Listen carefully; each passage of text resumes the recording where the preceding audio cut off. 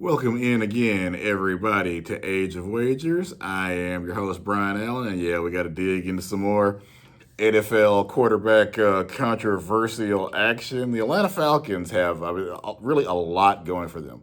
A new coach, a lot of really good players on offense. This is something that I think there's a lot of potential there, but again, you got to figure out who is going to be under center at the most important position in football. And this is often the case when you have some kind of a quarterback controversy. It's two people that, in a lot of ways, haven't distinguished themselves enough for it to not be a controversy. This is absolutely that. Neither one of these guys is getting fitted for that Hall of Fame jacket yet, but these are the two options: Tua Tagovailoa and Michael Penix Jr. One of these guys has to get under center when the season starts and try to guide again what is a young, explosive team and what is actually in the NFC South a very, absolutely winnable division for this team. But you got to get this figured out. And here's kind of my take on that as we go through the quarterback camps this season.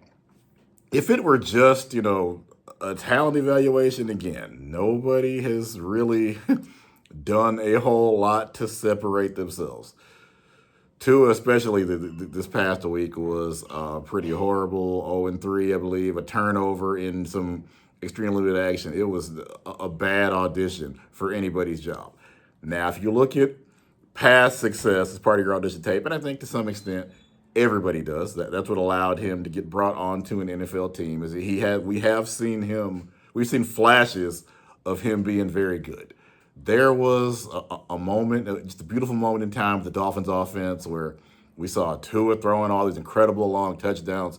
Tyreek Hill was being the cheetah, doing what the cheetah can do. Mike McDaniel was revolutionizing the game with all sorts of innovative offensive things and cheat motion. And man, we were all ready to sit back and reap all the benefits of this. Dolphins fans were ecstatic. What a difference a couple of years makes. Mike McDaniel isn't the head coach anymore. Tyreek Hill is trying to, I guess, probably hang on and hopefully get back to somewhere in the league. And Tua is battling with a second year starter for the right to to lead an entirely new franchise. That's not where anybody would have expected to see him again just a couple of years ago when this team was breaking offensive record. NFL comes at you fast. All that said, we're really not just evaluating talent here, or yeah, probably you go ahead and give the nod to Tua just because you've seen some incredible things from him in the past. We're talking about health, and we got to talk about it. It's basically torn ACL for Penix versus multiple concussions and extremely scary injuries for Tua.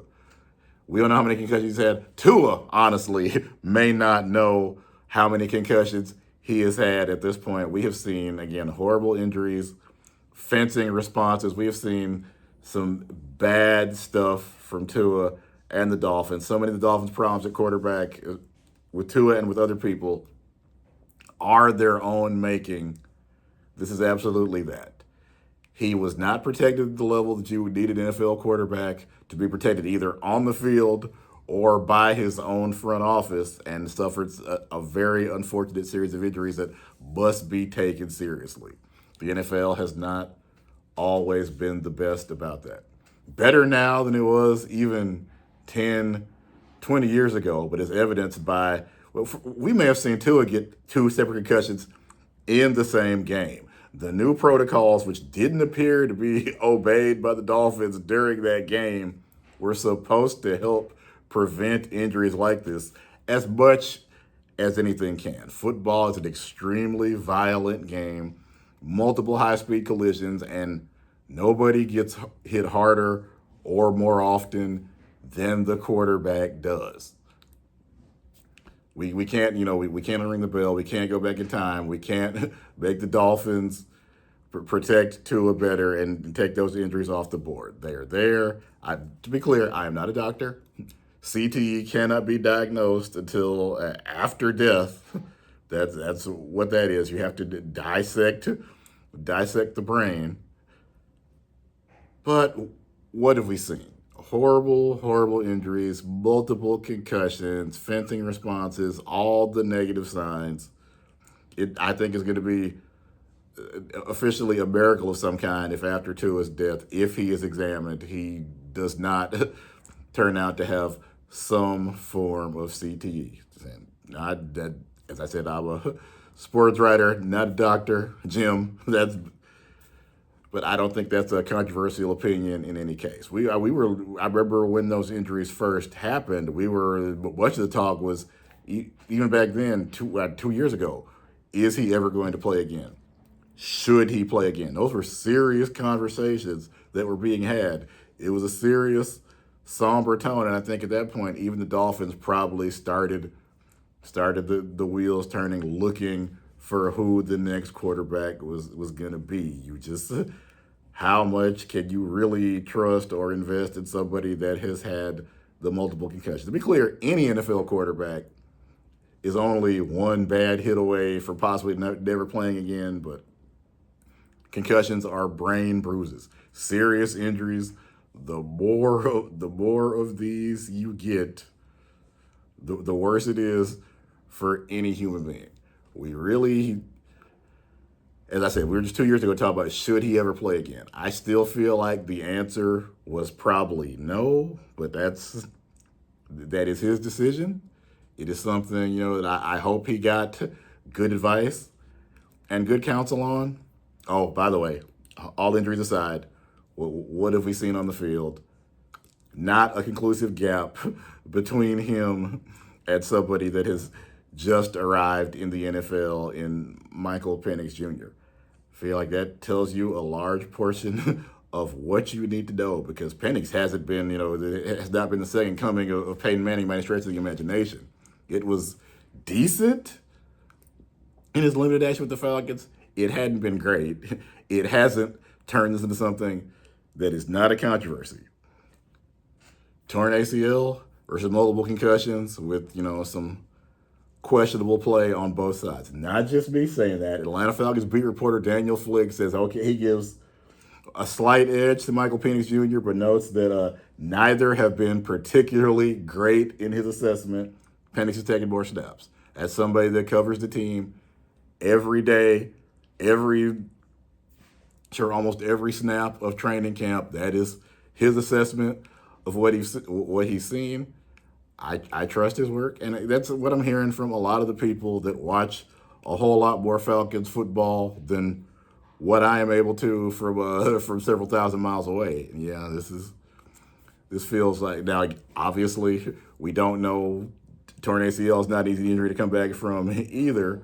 Michael Penix could start at week 1, and injury could re-aggravate. He may not be ready week 1. At this point, there's a whole lot with both of these guys we do not know, but long term, my take is the future for the Falcons is Michael Penix Jr.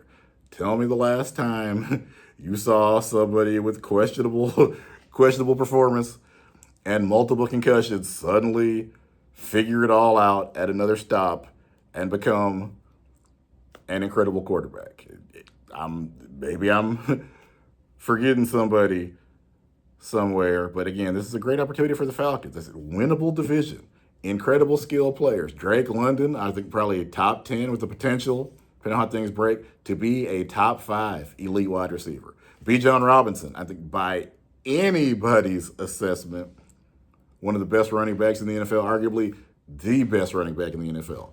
Whoever inherits this job will absolutely not need to do everything themselves. In some ways, it'll be give the ball to Bijan Robinson and stay the hell out of his way.